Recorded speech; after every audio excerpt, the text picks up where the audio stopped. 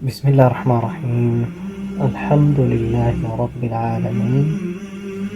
بسم الله الصلاة الرحمن الرحيم. والسلام على رسول الله صلى الله عليه وسلم.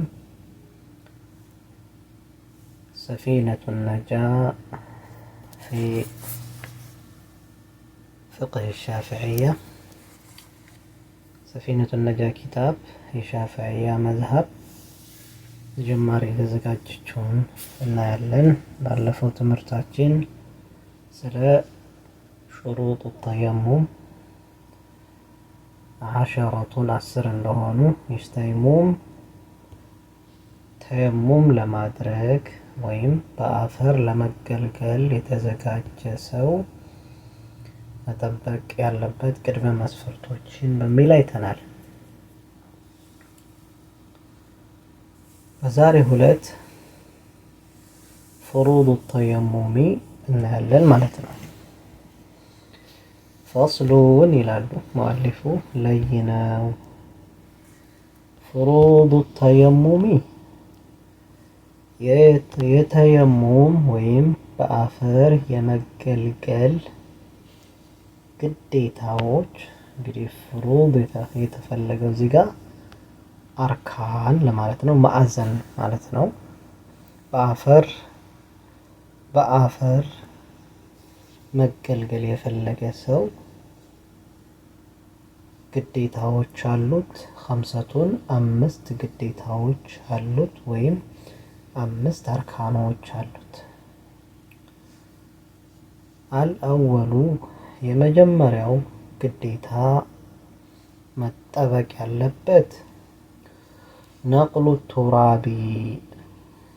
የመጀመሪያው መስፈርት ከተየሙም ማዕዘናቶች ግዴታዎች ውስጥ ነቅሉ ቱራቢ፣ ነቅሉ ማንሳት ነው። አቱራቢ አፈሩን በእጅ ማንሳት።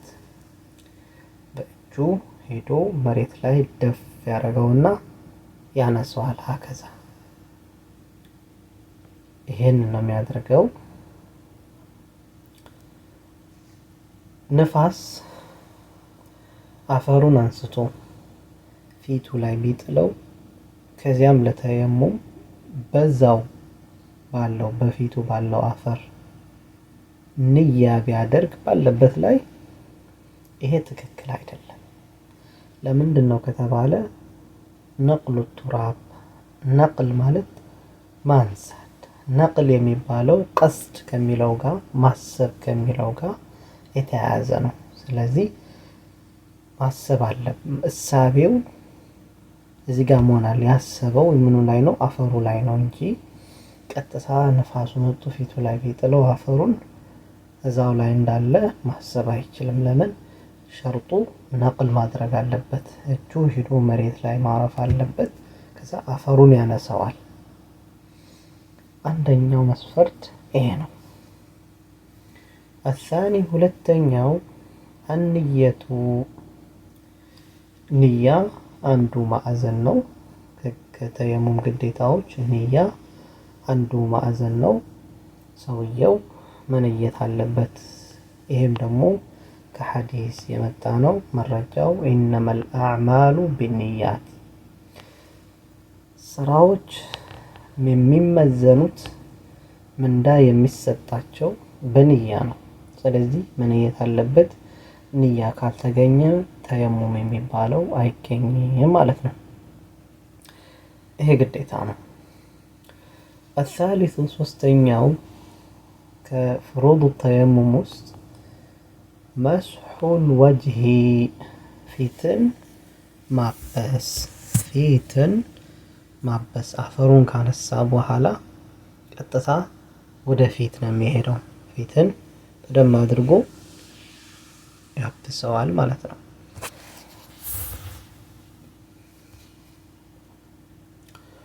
አሁን ፊት ማበስ በምንሄድበት ጊዜ የሚነሳ መስአል አለ። ምቱ 1 ነው ወይስ 2 ነው የሚለው ላይ ማለት ነው። እንደ ሻፊዕያ መዝሀብ ባለፈው ያየነው 2 ምት ضربتين ነው የሚሉት። ነገር ግን እንደ አዲላ ከሄድን ግን አንድ ምት ነው የተገኘው። በአንዱ ምት ፊቱንና እጁን ይሄዳል ማለት ነው። መጀመሪያ ፊቱን ያብሳል፣ ከዛ በኋላ እጁን ያብሳል። እጁንም ራሱ የሚያብሰው እስከ አንጓዎቹ ድረስ ነው። አንጓ ማለት እስከዚህ ድረስ ማለት ነው። እስከዚህ ድረስ ያብሰዋል። ወደ ሻፊዕያ ስንሄድ ግን መዝሀቡ እየተማርን ያለ ነው እዚህ ሂዶ እስከ ክርን ድረስ ሚርፈቀይን ድረስ መሄድ አለበት ይላል። ይህን ለማለት ደግሞ يحتاج للدليل ደሊል ያስፈልጋል። ያኒ መረጃ ያስፈልጋል ማለት ነው። ስለዚህ መስሑል ወጅሂ ፊትን ማበስ ነው የሚለው ነው። الرابع አራተኛው መስሑ ማበስ ነው። አልየደይኒ ሁለት እጆችን ማበስ ነው። እንግዲህ ኢለል ሚርፈቀይን ሁለት እጆችን ማበስ ነው። ኢለ እስከ ማለት ነው የሚሉት እስከ ሚርፈቀይን ማለት ነው። መዓል ሚርፈቀይን እጆችን ከክርን ጋር መዓል ሚርፈቀይን ከሚለው ጋር ይካሄዳል። ነገር ግን አሁን ይሄ በምንሄድበት ጊዜ ቅድም እንዳልኳችሁ እንደ ሻፊዒያዎች መዝሀብ ያው በአንደኛው አፈር ምት ፊቱን ያብስና በሁለተኛው አፈር ምት ደግሞ እጁን እስከ ክርኖቹ ድረስ ያብስ ነው የሚሉት እነሱ። ይሄ ከመዝሀብ አንፃር እንጂ ከደሊል ወይም ከሐዲስ አንፃር ትክክል አይደለም። ብዙሃኑ ዑለሞች እንደገለጹት ማለት ነው።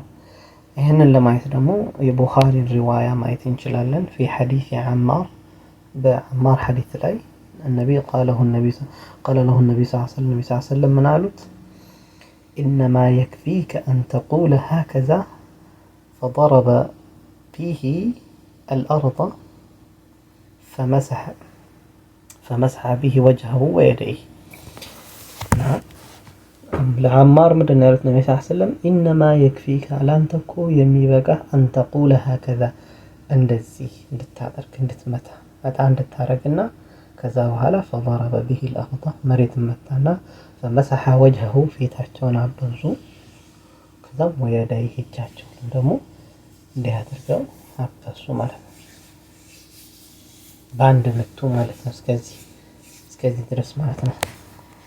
ይህ ሐዲስ እንግዲህ ሶሒህ የሆነና የማያሻማ ሐዲስ ነው።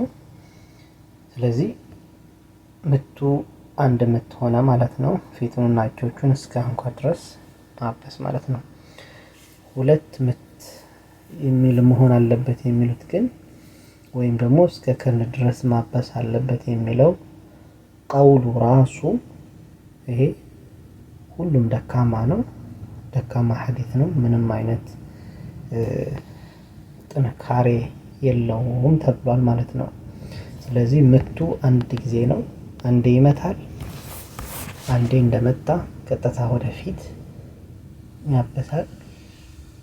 ከዛም ባበሰው አፈር እንደገና ይሄኛውን እጁን ግራ እጁን ቀኙ ላይ እንዲያርገው ቀኙን ያበሰዋል። ከዛ እዚህኛው ደግሞ ያዘው አፈር ደግሞ ግራችን ደግሞ ከዛ ያብሳል ማለት ነው። እንዲህ ያለ ይሄዳል ማለት ነው። መስሑል የደይን ኢለል መርፈቀይን በሚለው ዙሪያ ላይ የመጣው ሐዲስ በሙሉ ضعيف ነው። እስከ ክርን ድረስ ማበስ የሚለው ማለት ነው። ትክክለኛው መዳፍን ብቻ ማበስ ነው የሚለው። እስከ ክርን የሚለው ቀውል የማን ነው ከተባለ የፉቃሃዎች አካሄድ ነው። እሱም ደግሞ ضعيف ነው። የሐዲስ አካሄድ አይደለም። الخامس አምስተኛው الترتيب ማለት ተራ ቅደም መጠበቅ ማለት ነው። بين المسحتين በመካከል المسحتين በሁለቱ ማበስ መካከል ተራ ቅደም መጠበቅ አለበት ሲባል ይመታና ፊቱን መጀመሪያ ያስቀድማል። ከዛ በኋላ እጆቹን ይቀጥላል እስከ አንጓው ድረስ። ይሄ ተርቲብ ለሚለው አካሄድ ነው። እሺ ቀጣይ ርዕስ ፈስሉን ለይ ነው። እንግዲህ ስለ ፍሩድ ተየሙም ካየነ ባለፈው ስለ አስባቡ ተየሙም እንዲሁም ደግሞ ቀጣይ ደግሞ ስለ ሹሩጥ ተየሙም፣ አሁን ደግሞ ያየነው ፍሩድ ተየሙም ናቸው። ቀጣይ ደግሞ ሙብጢላቱ ተየሙሚ በአፈር የተገለገልነውን ውዱእ የሚያበላሹ ነገሮች ወይም ተየሙምን የሚያበላሹ ነገሮች በአፈር መገልገል ተየሙም ይባላል። አንድ ሰው ተየሙም አደረኩኝ ካለ አፈርን ተገለገልኩ ማለት ነው። ይሄ ነው። ስለዚህ ተየሙምን የሚያበላሹ ነገሮች ምንድናቸው የሚለው ላይ እሱን እናያለን ማለት ነው። እሺ ሰላሰቱን ሶስት ናቸው። ሙብጢላቱ ተየሙሚ ተየሙምን የሚያበላሹ ነገሮች ሰላሰቱን ሶስት ናቸው። ሶስት ብቻ ናቸው ብሎ የሚቆጥሩት አንደኛው ማአብጠለ الوضوء ማአብጠለ ያበላሸ በሙሉ الوضوء ውዱእን የሚያበላሹ በሙሉ ተየሙምን ያበላሹታል። ውዱእን የሚያበላሽ ነገሮች እናውቃለን። እንግዲህ ወደፊትም ሊመጡ ይችላሉ። አሁን ተየሙም ላይ ነው የተጀመረው። ስለ ጠሃራ መጀመሪያ ጀመርን፣ ከዛ ስለ ተየሙም ገባ፣ ከዛ ወደፊት ደግሞ ስለ ውዱእ ይገባል። ውሃም አይተናል የመሳሰሉት። ስለዚህ ማአብጠለ الوضوء ውዱእን የሚያበላሽ በሙሉ ምን ሆነ ማለት ነው? ተየሙምንም ያበላሻል ብለዋል። ሁለተኛው ወሪደቱ ሪዳ ሙርተድ መሆን። ሰውየው ተየሙም ካደረገ በኋላ ያው ተየሙም ማለት ውዱእ ማለት ነው። ውሃ ሲታጣ የሚደረግ ውዱእ በአፈር ተየሙም ነው። ተየሙም ካደረገ በኋላ ከእስልምናው ቢወጣ ሙርተድ ቢሆን ውዱኡ ፈረሰ። ውዱእ አብሮ ሄደ። ተመልሶ ቢመጣስ ውዱእ አለ ወይስ የለም? አሁን እንደ ፉቃሃዎች አካሄድ ከሄድን ፉቃሃዎች አንድ ሰው በውዱእ ላይ ሆኖ ከዛም ሪዳን ቢያስገኝ ወይም ከእስልምና ቢወጣ ከዚያም መልሶ ወደ እስልምና ቢገባ ውዱኡ አይበላሽም ይላል። ነገር ግን ሃቱ ደሊል ነው የምንላቸው። መረጃ አምጡ ነው የሚባሉት። ሲጀመር ሙርተድ ያው ተውበት አድርግ ይባላል፣ ካልሆነ ያው ይገደላል። ነገር ግን ኢርቲዳድ የወጣ ሰው ወደ እስልምና የገባ ሰው በሙሉ መጀመሪያውኑ ኩፍር ላይ የነበረ ኩፍር ላይ ሆኖ ውዱእ አለ የሚባል ነገር የለም። በዚህ አይነት ኩፋሮች እስልምናን ከመቀበላቸው በፊት ውዱእ ላይ ናቸው ልንል ነው። ስለዚህ እስልምናን ሲቀበሉ ውዱእ አያስፈልጋቸውም ልንል ነው። ለይኩን ይሄኛው ለየት የሚያደርገው ውዱእ አድርጎ ከዛም ሙርተድ ሆነ፣ ከዛም እንደገና ተመልሶ መጣ። ውዱእ አለ ወይ? ፉቃሃዎች እንዳለ ነው ውዱእ አለ ይላሉ፣ ግን ብዙም አያስኬድም። ይሄ ሪደቱ እዚህ ላይ እንግዲህ ሪደቱ ብለው የሚያስቀምጡት ተየሙም ካደረገ በኋላ ሙርተድ ከሆነ የሚሉት ተየሙም ብቻ ነው የሚያበላሽ ብለው እየጠየቁት ያለ እየጠቀሱት ያለ ውዱእን አይደለም ይላሉ። አካሄዳቸው ማለት ነው። እንደ ማስረጃ ሲታይ ግን ሪዳ የሚባለው ሁሉንም ነው የሚያበላሸው። ተየሙምንም ያበላሻል፣ ውዱእንም ያበላሻል እንደ መረጃ። ግን ተየሙም መስአላ ላይ እዚህ ላይ ነጥቡ ስለ ተየሙም እየተጠቀሰ ስለሆነ ተየሙም ይላል። ተየሙም ያደረገ ሰው ሙርተድ ቢሆን ተየሙም ተበላሸ ይላል። እና አጠቃላይ ግን ውዱእም አብሮ ነው የሚበላሸው። ወሪደቱ አለና ከዛም ወተወሁሙል ማኢ ተወሁም ማለት ግራ መጋባት ውስጥ መግባት። ለምሳሌ ውሃን አጣለሁ በሚል ከሆነ ውዱእ ያደረገው ማለት ነው።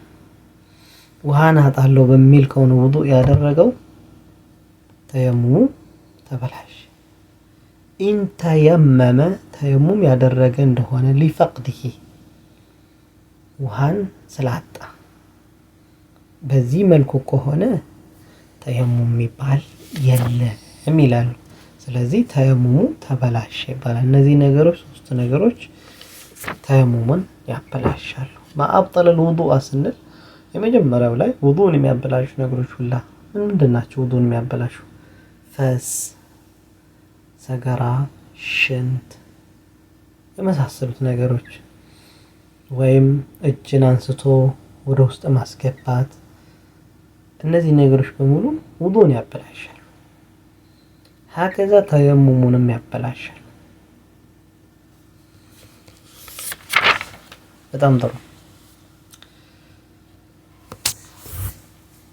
እሺ ቀጣይ ርዕስ ፋስሉን ይላል። ለይነው ይላሉ። አለዚ የጥሀሩ ወይም አለዚ የጥሁሩ ሚነ ነጃሳቲ ሰላሰቱን። ቀጣይ እንግዲህ ስለ ነጃሳዎች ነው። ነጃሳዎች እንዴት መጠራራት እንዳለባቸው የሚጠቅስ ነገር ነው።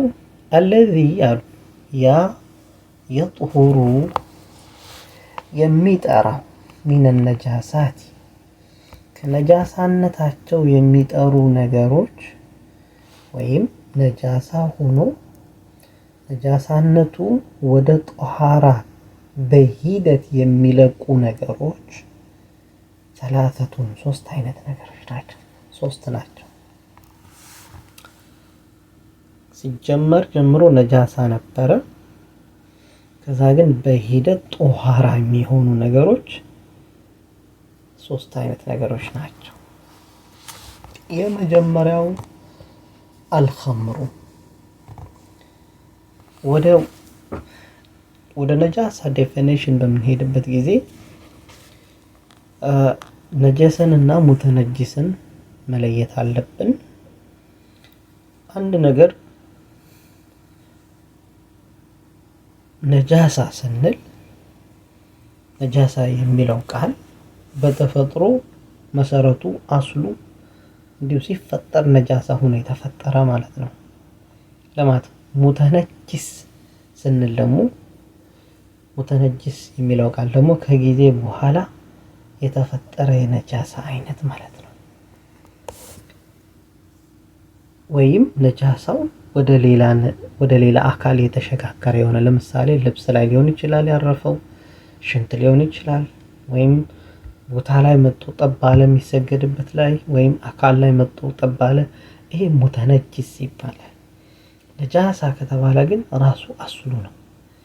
ስለዚህ የመጀመሪያው በሂደት በመጀመሪያው መስፈርት አስላቸው መሰረታቸው ነጃሳ ሆኖ ነገር ግን በሂደት ወደ ጧሃራነት የሚቀየሩ አልኸምሩ ኸምር ነው። የመጀመሪያው አልኸምሩ ኸምር ነው። ኸምር አልኮሆል ኢዛ ተኸለለት ቢነፍሲሃ አልኮሆል የቀዘቀዘ ጊዜ ማለት ነው። ተኸለለ ማለት ተኸሉል ማለት መቀዝቀዝ ማለት ነው፣ መፍላት አይደለም። እሺ ኸምር የሚባለው ኸምር ሲባል መቼ ነው? ያሰከረ ጊዜ ኸምር ይባላል። ኸል ከተባለ ደግሞ የቀዘቀዘ ጊዜና ማስከሩን ያቆመ ጊዜ የሚሰጥ ስም ኸል ይባላል። ስለዚህ ኸምር ከተባለ ሙሉ ለሙሉ ወደ አስካሪነት ደረጃ ተለወጠ ማለት ነው። ስለዚህ አልኸምሩ አስካሪ ነገር ኢዛ ተኸለለት ቢነፍሲሃ ምንም ነገር ቢነፍሲሃ ምንም ነገር ሳይጨመርበት በራሱ ጊዜ ከነጃሳነቱ ቢለወጥ የተለወጠ እንደሆነ ጣሃራ ልክ ኸምሩ እንዲቀየር ወደ ጣሃራ እንዲቀየር ተብሎ አንዳንድ ነገሮች የሚቀላቀሉበት አለ። ያ ነገር ሳይኖረው በራሱ ጊዜ የቀዘቀዘ እንደሆነ በዛ ጊዜ ጧሃራ ይሆናል። ስለዚህ ይህንን ጧሃራ የሆነውን ነገር መጠጣት ይቻላል ማለት ነው። ስለዚህ ኦልሬዲ ጧሃራ ሆኗል። ስለዚህ ከመሰረቱ ከአስካሪነቱ ወደ ውሃነቱ ተቀየረ ማለት ነው። ብዙ ጊዜ የኸምር ነጃሳ ነው ይባላል እና በመስአላ ደረጃ ማለት ነው። የኸምር ነጃሳነት ምን ላይ ነው ከተባለ ማስከሩ ላይ ነው። ማስከሩ ላይ ነው ተብሏል። ይህ አባባል ደግሞ በፉቃሃዎች አባባል ነው። በፉቃሃዎች አባባል ነው። በመዛሂቦች አባባል ስንሄድ በፉቃሃ ስንል ያኒ ፉቃሃኡ ሻፊዕያ አካሄድ ነው። የሻፊዕያ ሊቆች አካሄድ ነው።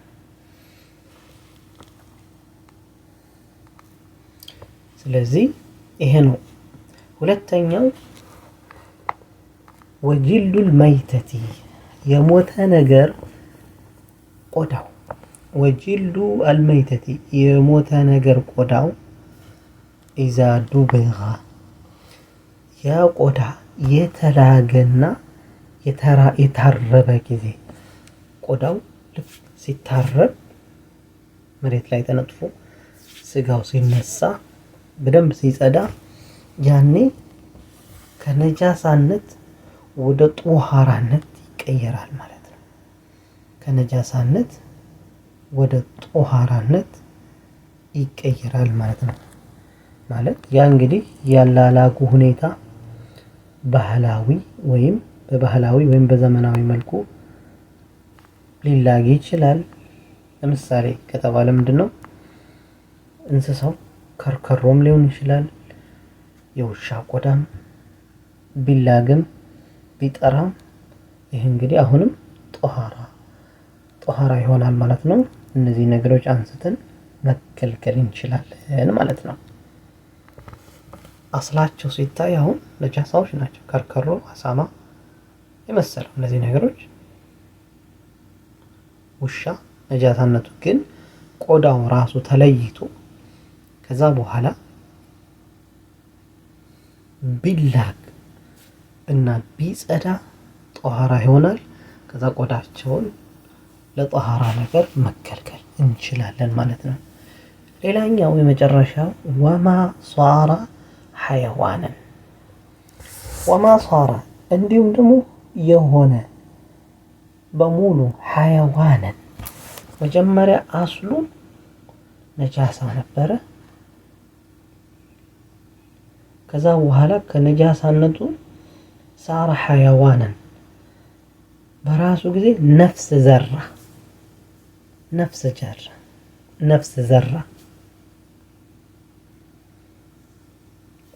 ነፍስ ዘራ ማለት ነው። ለምሳሌ መጀመሪያ ነጃሳ ሆኖ ከዛሬ ነፍስ የዘራው እንዴት ነው ከተባለ ለምሳሌ የእንስሳ ሰገራ ማንኛውም እንስሳ ነጃሳ ሊሆን ይችላል።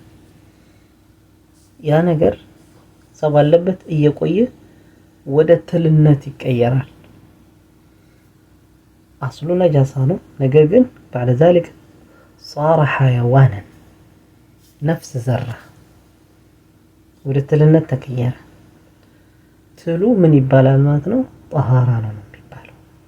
ወማ صار የሆነ ማለት ነው። የሆነ ምን ሐይዋንን ጣሃራ የሆነ እንደሆነ ከጊዜ በኋላ አሁንም እነዚህ ከነጃሳነታቸው ወደ ጣሃራነት ተቀየሩ ማለት ነው። ሀከዛ እንግዲህ ነፍስ ያለው በሙሉ ያው ከመሰረቱ ሲጀመር ጧሃራ እንጂ ነጃሳ አይባልም። ይሄ አንድ ኩዌስችን ይነሳል ብዙ ጊዜ ነፍስ ያላቸው ነገሮች ነው ነጃሳ የሚባሉት ይባላል። እንግዲህ ሸሪዓ በነጃሳነታቸው ኻስ አድርጎ የጠቀሳቸው ነገሮች ካሉ ነጃሳ ናቸው ካሉ እዛም በነጃሳነት እንይዛለን። እዚህ ጋር ግን የተፈለገው መጀመሪያ አስሉ ነጃሳ ሆኖ ልክ እንደዚህ የእንስሳ ሰገራ ከዛ ላይ እየቆየ ግን ሰገራ ወደ ትልነት ሲቀየር በቀጥታ ምን ይሆናል? ያ የተቀየረው ነገር ትሉ ጣራ ሆነ ማለት ነው። ስለዚህ ከዚህ አንፃር ሐታ የተቀየረው ነገር ነፍስ ያለው በሙሉ አስሉ ምን ሆነ ማለት ነው? ጣራ ሆነ በማለት በዚህ መልኩ ይሄዳሉ ማለት ነው። ግልጽ ነው። هذا وصلى الله وسلم على نبينا محمد وعلى آله وصحبه أجمعين.